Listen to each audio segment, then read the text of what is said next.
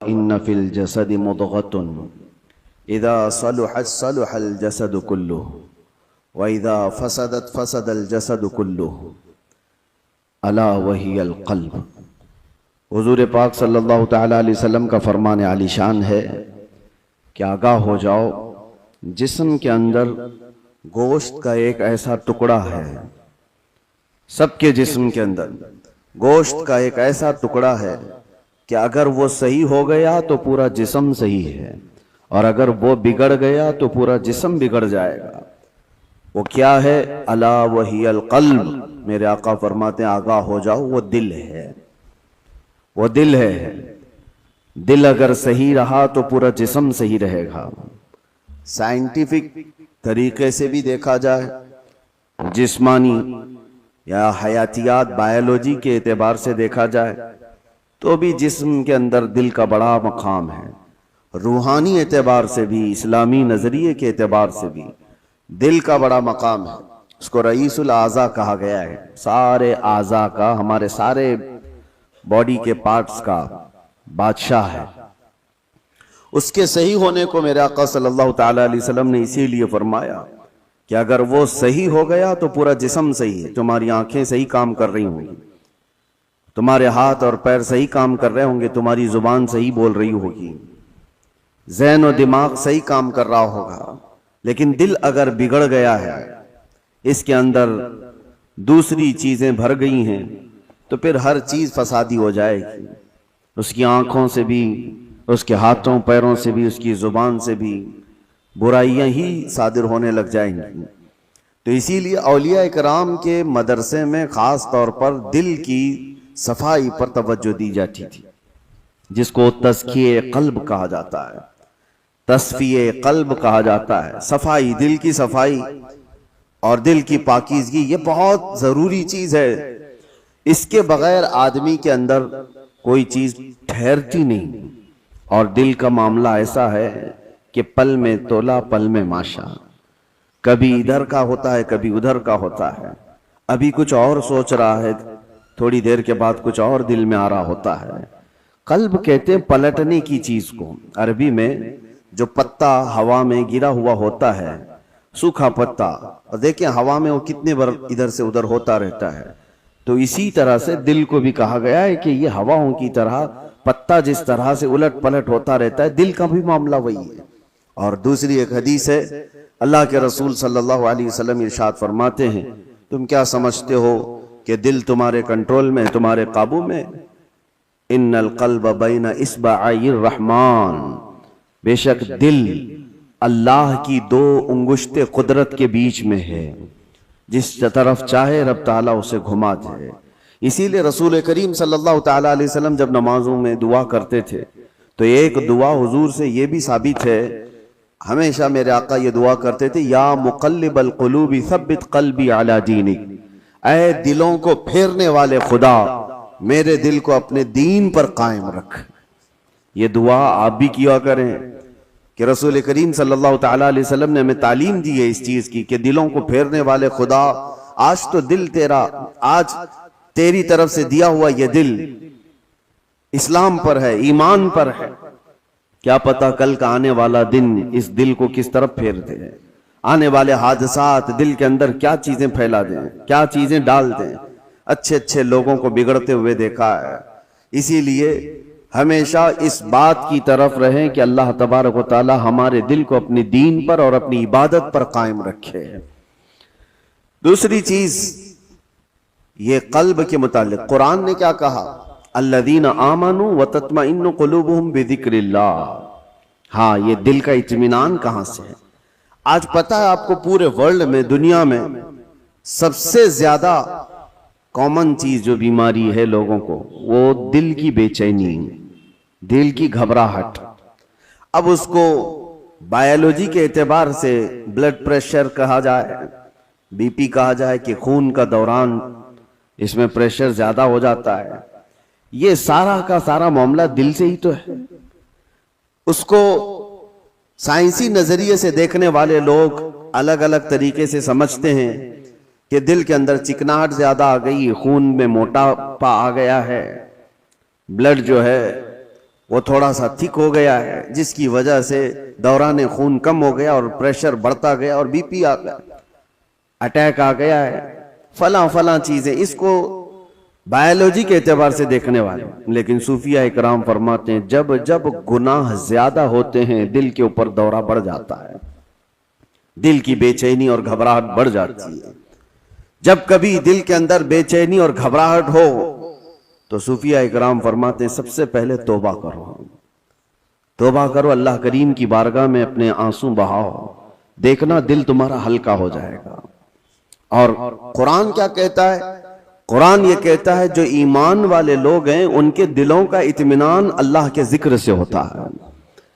अला बिज़िक्रिल्लाहि तत्मइन्नुल कुलूब, आगाह हो जाओ, अल्लाह के जिक्र से दिलों को सुकून मिलता है। और यहां हाल ये है कि जो ईमान वाले हैं वो महीनों हो जाता है अल्लाह का जिक्र नहीं करते, तो फिर दिल को उन्होंने बेचैन ही तो रखा है, दिल को ग़िज़ा नहीं दी है, दिल को ऐसी आवारा छोड़ रखा है। अरे मियां, जिस्म को सुबह से लेकर रात तक खाना न दो तो ये निढाल हो जाता है, चक्कर आने लग जाते हैं। अगर 2-3 दिन खाना ना दिया जाए तो जिस्म तो खत्म ही हो जाता है।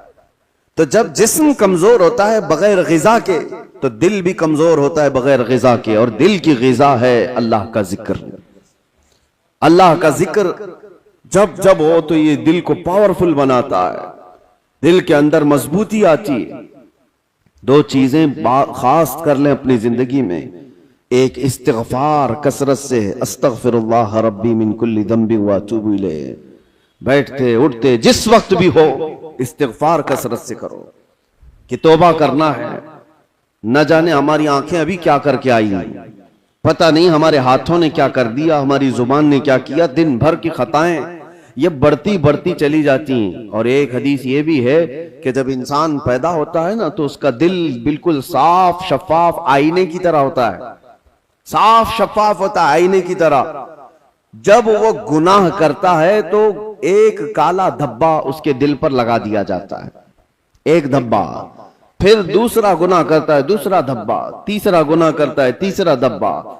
तो ये धब्बे, ये दाग बढ़ते बढ़ते बढ़ते फिर पूरे दिल को काला कर देते हैं, पूरा दिल सियाह हो जाता है। और जब दिल काला हो जाए तो उसकी अलामतें ये बताई गई हैं कि मस्जिद में ज्यादा देर बैठने का मन नहीं करता, कुरान ज्यादा देर पढ़ने की तबीयत नहीं चाहती, जल्दी से कुरान बंद कर दो, जल्दी से मस्जिद से निकल कर भाग जाओ, नेकियों की तरफ उसकी रग़बत नहीं होती। जेब में पैसे होंगे लेकिन किसी को खैरात करने का दिल नहीं करता। तो ये दिल के काले होने की अलामात हैं, सियाह होने की अलामात है।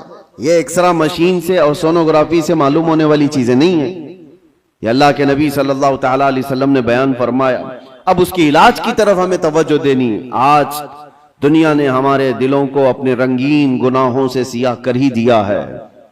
देखें, हम सुबह से शाम तक जिन कामों में मसरूफ हैं, अब आज सबसे ज्यादा हमारे पास कोई चीज मशगूल है तो वो हमारा टीवी स्क्रीन, मोबाइल स्क्रीन। न जाने वो किन किन चीजों को दिखाते हुए हमारी आंखों को खरीद जाते हैं, कंट्रोल भी नहीं रह पाता। इसीलिए दिल पर बोझ बढ़ता जा रहा है। जिसको आप टेंशन कहते हैं, जिसको आप लोग डिप्रेशन कह रहे हैं, ये सिर्फ हादसात का या फिर दुनियावी किसी खसारे का टेंशन नहीं है। ये दिल का सियाहपन दिमाग पर बोझ बना देता है, भारी हो जाती है तबीयत। कुछ लोगों को घरों में तबीयत नहीं लगती कि बैठने का भी मन नहीं कर रहा, खाने का भी मन नहीं कर रहा, किसी से बात करने का भी मन नहीं कर रहा। ये बहुत अपर लेवल पर आ गई चीज कि उसकी दिल की बेकरारी बहुत बढ़ गई है, घबराहट बहुत ज्यादा बढ़ गई है। इसीलिए हम सूफिया इकराम को देखते हैं, जब जब कभी किसी के दिल की बेचैनी बढ़ जाती, घबराहट बढ़ जाती, तो वो किसी अल्लाह वाले की बारगाह में चले जाते थे, सूफिया इकराम की बारगाह में चले जाते, आस्थानों पर चले जाते, अल्लाह का जिक्र करते, फिर वो अपने दिल की पाकीज़गी लेकर के वापस लौटते। वजह क्या है? अब मैं इलाज की तरफ आता हूं कि दिल को पाक करना है तो क्या चीज चाहिए। कई इलाज है, उसमें सबसे पहला तो जिक्र इलाही। अल्लाह के रसूल सल्लल्लाहु तआला अलैहि वसल्लम ने जो फरमाया उसको भी मैं आपके सामने रखता हूं। पहले हम चल रहे हैं कि इस्लाम में हर चीज के पाक करने का तरीका बताया गया। कपड़े पर अगर नजासत लग गई तो पाक करने का तरीका है। नजासत पेशाब पखाना किसी भी चीज की गलाजत लगी हो तो उसको पाक करने धुलने का तरीका है। कपड़े को 3 बार धो और 3 बार निचोड़ो, अच्छे से सुखाओ, कपड़ा पाक हो जाए। बर्तन में नजासत लग जाए तो उसके पाक करने का तरीका है। अगर पानी की बाल्टी में कोई नजासत गिर गई उसको पाक करने का भी तरीका है। फिक़ह में सबके कुएं में नजासत गिर गई, कुआं था उसमें चूहा गिर गया, बिल्ली गिर गई, बकरी कुत्ता जो भी जिस साइज का है उसके सबके मसले मौजूद हैं। कितने डोल पानी निकालने पर यह पानी पाक हो जाएगा। जमीन के पाक करने का भी तरीका है। जमीन पर अगर नजासत लगी, मिसाल के तौर पर किसी जानवर ने लीद कर दिया, गोबर कर दिया, अब नजासत तो लगी है, उसको पाक कैसे किया जाए? तो फिक़ह का कानून है कि जोर बारिश हो जाए या आप तेजी से उस पर पानी बहाओ और फिर तेज धूप पड़ जाए, जमीन सूख गई तो वो जमीन पाक हो गई, क्योंकि अब उसको निचोड़ा नहीं जा सकता। जमीन तो जहां है वही। तो उसका कानून ये है कि तेज बारिश हो गई और तेज धूप पड़ गई, सूख गई जमीन तो पाक हो गई। बारिश नहीं है तो तेज पानी मार दिया और उसके बाद धूप लगना जरूरी है, तेज धूप उसको लगी हो तो जमीन पाक हो गई। तो ये नजासतों से पाक करने के तरीके। अब आइए मैं आपको बताता हूं, दिल पर नजासत लगी हो ये कैसे पाक किया जाए। गुनाहों के धब्बे लगे हों, इसमें न जाने लालच, गीबत, कीना, बुग़्ज़, अदावत, न जाने क्या क्या चीजें भर गई हों, ये नजासत पाक करने का तरीका क्या है? मौलाना जलालुद्दीन रूमी मसनवी शरीफ के मुसन्निफ फरमाते हैं, दिल को पाक करने का तरीका वैसी ही है जैसे जमीन को पाक करने का तरीका है। जमीन को पाक करने के लिए तेज बारिश का हो जाना और तेज धूप का पड़ जाना काफी होता है कि जमीन पाक हो जाती है। दिल को पाक करने के लिए जिक्र इलाही की बारिश होना चाहिए और किसी शेख कामिल की तेज निगाह पड़नी चाहिए, दिल पाक हो जाता है। जिक्र इलाही की बारिश हो तो पानी की तरह इसको धुल देता है और उसके बाद किसी शेख कामिल अल्लाह वाले की नजर उस पर पड़े तो फिर उसका दिल इसी तरह से सूख करके पाक हो जाता है जैसे जमीन पाक हो गई। आज हमारे लिए यही तो मसला है कि हम अपना वक्त अपने दिल की पाकीज़गी के लिए नहीं निकाल पाते, हमारे पास ये वक्त ही नहीं रह गया। हाँ, अगर जिस्म के अंदर कोई बीमारी आ गई तो फिर भागेंगे दौड़ेंगे डॉक्टर्स के पास, इलाज कराएंगे। मेरे अजीजों, ये बेचैनी और बेकरारी और घबराहट का इलाज उनके पास भी नहीं। वो डॉक्टर्स ज्यादा से ज्यादा आपको नींद की गोलियां दे सकते हैं डिप्रेशन कम करने के लिए, स्ट्रेस कम करने के लिए। आप अच्छे से सो, घंटों सोते रहो, किसी को सुला देना ये डिप्रेशन का इलाज नहीं है। और कुछ तो डॉक्टर्स के पास जाकर डिप्रेशन का इलाज गोलियों से लेकर के आ गए और कुछ अपने हाथों इलाज करने के लिए सिगरेट पीने लग गए, अपने हाथों इलाज करने के लिए वो बीड़ी गुटखा खाने लग गए। उनको ये लगता है कि जैसे ही डिप्रेशन होगा, टेंशन होगा, सिगरेट फूंकूंगा तो टेंशन फ्री। उससे 2 कदम आगे बढ़कर कुछ लोग शराब की तरफ चले गए, उससे आगे कदम बढ़कर के चरस, अफयून, गांजा इस पर चले गए। इन सब से पूछो तो एक ही जवाब देते हैं, टेंशन फ्री हो जाते हैं ये लेकर के। सिगरेट वाला भी, शराब वाला भी, चरस गांजे वाला भी, उसको ये लगता है कि ये लेने के बाद ऐसा लगता है मैं हवाओं में उड़ रहा हूं। उसके बाद नशा उतरने के बाद फिर क्या होता है? ये तो उस तरह से है खुजली की बीमारी, जब तक खुजाते रहो अच्छा लगे, हाथ छोड़ दो तो फिर जलन शुरू हो जाए, चमड़ी छिल जाए। गुनाहों का यही मामला है, करने के वक्त थोड़ी सी लज्जत, लेकिन वो बड़े दाग धब्बे छोड़ जाते हैं, बेचैनी और बढ़ जाती है, घबराहट और बढ़ जाती है। मैंने तड़पते हुए लोगों को देखा है जिनको नशा नहीं दिया गया, जो नशा के एडिक्ट थे, उनको अगर अचानक रोक दिया गया तो फिर वो हाथ पांव ऐसे मारते हैं कि उनके हाथ में चाकू आ जाए तो किसी को मार भी डालें, उनके पास जो कुछ भी आ जाए वो सामने वाले को कत्ल भी कर दें अपने नशा के लिए। वजह क्या है?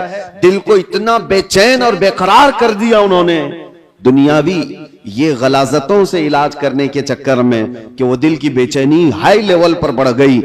दिल की बेचैनी और बेकरारी नशा से सही नहीं होती, दिल अल्लाह का बनाया हुआ है, ये रहमान का बनाया हुआ है, इलाज भी उसी के जिक्र से मुमकिन है, अल्लाह ही के नाम से ये दिल को सुकून मिलता है। इसीलिए मौलाना जलालुद्दीन रूमी रहमतुल्लाह तआला अलैह एक बात और भी कहते हैं, खाने काबा देखा है? खाने काबा, तवज्जो चाहता हूं, खाने काबा इतना मुअज्जम, इतना मुकद्दस है कि उसके लिए करोड़ों मुसलमान पूरी दुनिया के अतराफ व अकनाफ से आकर तवाफ करते हैं, बोसे देते हैं, सीना लगाते हैं। ये खाने काबा अल्लाह का घर है, लेकिन मौलाना रोम फरमाते हैं है तो काबा, ये इब्राहिम खलीलुल्लाह की बनाई हुई इमारत है, इब्राहिम खलीलुल्लाह अलैहिस्सलाम की बनाई हुई इमारत है काबा। और वो कहते हैं कि काबा बिनाए खलीले अतहरस्त, वो दिल गुजरगाहे रब्बे जलीलस्त। लेकिन दिल जो है मोमिन का दिल, अल्लाह के रसूल ने फरमाया कल्बुल मुमिन अर्शुल्लाह, मोमिन का दिल अल्लाह का अर्श होता है। काबा इब्राहिम खलीलुल्लाह ने बनाया, दिल तो रब्बे जुल जलाल ने बनाया। तो कहा है मौलाना रोम ने कि काबे से भी अफजल है मोमिन का दिल, काबे की बेहुरमती उससे बढ़ करके मोमिन के दिल की बेहुरमती है। मोमिन के दिल का मकाम और भी बुलंद किया गया। इसीलिए मेरे अजीजों, हुजूर पाक सल्लल्लाहु तआला अलैहि वसल्लम ने जो फरमाया इत्तकू फिरासतल मुमिनी फइन्नहु यंजुरु बिनूरिल्लाह, इसका मतलब क्या है? हुजूर ने फरमाया मोमिन की फिरासत से डरो, इसलिए कि जब वो देखता है तो अल्लाह के नूर से देखता है। ये किसके लिए फरमाया गया? वो मोमिन सालेह जिसका दिल पाक है। होता क्या है मैं आपको बताऊं, जिसका दिल पाक है, औलिया कामिलीन की बारगाहों में जाने के वक्त होता क्या है, आप आए हैं, आप आए और कोई चीज आप जुबान से कहा नहीं, लेकिन मैं एक शीशा लेकर के बैठा हूं, एक आईना लेकर के बैठा हूं, आपके आते ही आपकी पूरी तस्वीर इस आईने में आएगी कि नहीं आएगी? कुछ नहीं कहा आपने, बोला कुछ नहीं, और मैं आपकी तस्वीर पूरी आईने के अंदर देख सकता हूं। बुजुर्गाने दीन के दिलों का मामला ऐसा ही है, वो इतना पाक दिल होता है, जो भी सामने जाता है उसके दिल की सारी तस्वीर उनके दिल पर छप जाती है। वो ये तक भी जानते हैं कि क्या चीजें लेकर के आया है। ऐसा नहीं है कि ये किसी और ताकत और कुव्वत से, जादू सहर सिफली से ये मालूम कर रहे, बल्कि दिल की पाकीज़गी इतनी है कि सामने वाले के दिल की तस्वीरें इस पर छप जाती हैं। दिल पाक रखने का इसीलिए हुक्म बुजुर्गान दीन ने फरमाया। आज सबसे ज्यादा गलाजत इसी की है हमारे पास। मैं एक और बात आपसे पूछता हूं, ये अल्लाह का घर है, मस्जिद है, मस्जिद में कोई अगर गलाजत ला करके फेंक दे तो क्या आप बर्दाश्त करेंगे उसे? मस्जिद के अंदर कोई पेशाब पखाना अल्लाह हजार बार ना करे, मुआज अल्लाह, ला करके डाल दे तुम्हारे सामने, तुम बर्दाश्त करोगे? आप झगड़ लोगे, थप्पड़ लगा दोगे, उसको निकाल बाहर कर दोगे कि ये अल्लाह का घर है, यहां पर गलाजत कैसे डाल दिया तूने? जो मस्जिद की सफों पर गलाजत देखने को तैयार नहीं, वो मुसलमान फिर अपने दिल को जो अल्लाह का अर्श है उसमें गलाजतें कैसे डाल रहा है? खुद से तो डाल रहा है। न जाने किसकी किसकी मोहब्बत, न जाने कौन कौन से गलीज सोचे उसने दिल में डाल रखा। इसीलिए हजरत साबिर कलियरी रहमतुल्लाह ताला अलैह फरमाया करते, एक दिल है उसमें दो चीजें नहीं आ सकती, या तो अल्लाह की मोहब्बत आएगी या तो फिर इंसानों की। अल्लाह रसूल की मोहब्बत होगी या तो फिर इंसानों की, दुनिया की मोहब्बत और अल्लाह की मोहब्बत एक साथ दिल के अंदर नहीं आ सकते। तो तुम ये फैसला करो किस चीज को तुमने जगह दे रखा है, अपने दिल को किसके लिए खोल रखा है। मेरे अजीजों, और एक इलाज की तरफ मैं आपको लेकर चलता हूं। अल्लाह के रसूल सल्लल्लाहु ताला अलैहि वसल्लम के पास एक सहाबी आए। एक अलामत और भी मैं आपको बताऊं, नमाज पढ़ते हैं, जैसे अभी मैंने कहा दिल के काले होने की अलामत यह है कि मस्जिद में ज्यादा देर दिल नहीं करता, नमाजों का वक्त हो जाए तो तबीयत भारी लगने लगे, उसे इबादतों की तरफ शौक नहीं लगता, ये दिल के उसके सिया होने की अलामत। इसी तरह से जब कुरान की तिलावत होती है ना, तो पाक दिल वाले की आंखों से आंसू आ जाते हैं। साफ दिल वाला नमाजों में माह हो जाता है, डूब जाता है। और दिल के अंदर अगर गुनाहों का बोझ हो तो नमाज भी भारी। वो पीछे से चिल्लाने लग जाए, इमाम साहब कितनी लंबी किरात करते हैं यार, ये तो दुआएं कितनी लंबी लंबी मांगते हैं, हमारा काम धंधा है। तुम्हारा दिल का बोझ है जो तुम 3 घंटे 4 घंटे मैच देखने पर ये नहीं कहते कि कितना लंबा चल रहा है, फिल्में देखने पर कभी ये नहीं कहते, लेकिन मस्जिद में 10 मिनट से ज्यादा की अगर जमात हो जाए तो ये बेचैनी और बेकरारी क्यों बढ़ जाती है। आपको पता है वो सहाबा इकराम जब नमाज पढ़ाते थे, हजरत मुआज इब्न जबल फजर की नमाज में उन्होंने पूरे सूरह बकरा पढ़ा दी थी। सूरह बकरा 2.5 पारे की है, आप 2.5 सफा नहीं सुन पाओगे। 2.5 पारे तकरीबन उन्होंने पूरे फजर की नमाज में पढ़ा दी। तो वो सहाबा ना होते थे सुनने में। अब जिस बात के लिए मैं ये कह रहा हूं, नमाजों में अगर बेचैनी और बेकरारी बढ़ गई है तो क्या करना चाहिए। एक सहाबी आए थे हुजूर की बारगाह में, यूं कहा, या रसूल अल्लाह सल्लल्लाहु अलैहि वसल्लम, दूसरे लोग सब जो आपके पीछे नमाज पढ़ते हैं तो रोते हैं, गिड़गिड़ाते हैं, अल्लाह को याद करते हैं, मुझे रोना नहीं आता, कुरान पढ़ने पर मुझे अश्क नहीं आते। हुजूर पाक सल्लल्लाहु अलैहि वसल्लम ने फरमाया तुम्हारा दिल सख्त हो गया है। ये फरमाया तुम्हारा दिल सख्त हो गया है, उसको नरम करो। कहा क्या करूं? क्या इलाज मेरे आका ने बयान किया। वजीफे तो करते ही रहते हैं। हुजूर पाक सल्लल्लाहु ताला अलैहि वसल्लम फरमाते हैं जाओ किसी यतीम बच्चे के सर पर हाथ फेरो, अल्लाह दिल नरम कर देगा। एक इलाज ये भी मेरे आका ने फरमाया, यतीमों के लिए दिल में अपने एहसास पैदा करो, दिल नरम हो जाएगा। आज सच बताता हूं मेरे अजीजों, ढूंढो हजारों ऐसे गुरबा और मसाकीन जिनकी आंखों को पोंछने वाला कोई नहीं, जिनकी ठंडी और गर्मियों के सिलसिले में कोई देखने वाला नहीं। उन बच्चों के लिए अगर एहसास भी दिल के अंदर हो, एक आंसू भी का कतरा भी निकले तो तुम्हारा दिल नरम हो जाएगा। आपको पता है जब कभी मैं उन फिलिस्तीन के बच्चों को देखता हूं, रमजान आए, ईद आए तो अपने वालिदैन की कब्रों पर जाकर बैठ जाते हैं और कोई बच्चा अपने बाप को पुकार रहा होता है कि बाबा मुझे सुन रहे हो, आज ईद का दिन है, कोई कपड़े पहनाने वाला नहीं। तो ये जमाने रसूल याद आता है। ये वो यतीम है कि अगर मेरे आका के जमाने में पुकारे होते तो मेरे आका कंधों पर बिठा लेते। आज उम्मत पर कुछ एहसास नहीं होता। उनकी चीखें, उनकी पुकार को सुन करके सब हम अपने अपने ऐश में मसरूफ रहते हैं। अपने दिल के अंदर एहसास पैदा करो, दिल नरम हो जाएगा। और हम तो झिड़कियां दे करके लोगों के तलाशी में लग जाते हैं, इसका तो धंधा है मांगने का, इसका तो धंधा है कमाने का, ये गरीब नहीं है, ये ऐसा है वैसा है, सारी पंचायत में तो लगे रहते हैं। क्या कोई यतीम मिलता ही नहीं, कोई मिस्कीन मिलता ही नहीं जिसके सर पर हम हाथ रखें। मेरे अजीजों, आज के दौर में भी बहुत है इस तरह के कुछ गैरतमंद लोग वो हैं जो जिंदगी पर सवाल नहीं करते। कल की बात मैं बताऊं, कल ही की बात, मेरे पास एक खातून का ऐसा मसला आया जिसके 3 बच्चे माजूर हैं। एक 14 साल का, दूसरा 12 साल का, तीसरा 9 साल का। तीनों बिस्तर पर, हाथ पांव मुड़े हुए, सर झुका हुआ, न बोल सकता है न हाथ उठा सकता है, पेशाब पखाना सब बिस्तर पर। और शोहर का इंतकाल हो चुका। 3 बच्चों को पालने के लिए वो खातून कहती है मेरे पास 1 घंटे की भी फुर्सत नहीं होती। उसको खिलाकर फारिग हो जाऊं तो इसका होता है, इसको खिलाकर फारिग हो जाऊं तो इसका होता है, इसका पेशाब साफ करूं तो इसका होता है, इसका पेशाब साफ करूं तो इसका होता है। मैं न जॉब कर सकती हूं न कमाने के लिए जा सकती हूं। मुझे बताएं कि ये 3 बच्चों को जिस तरह से पालना है। और आखिर में उस खातून ने जो बात कही मेरे दिल पर लगी। मैंने कहा घबराहट और बेचैनी में कुफ्र तो नहीं करती कि मेरे घर में ऐसा क्यों हो गया। कहती है नहीं मौलाना, कभी आज तक मेरे दिल में ख्याल भी नहीं आया।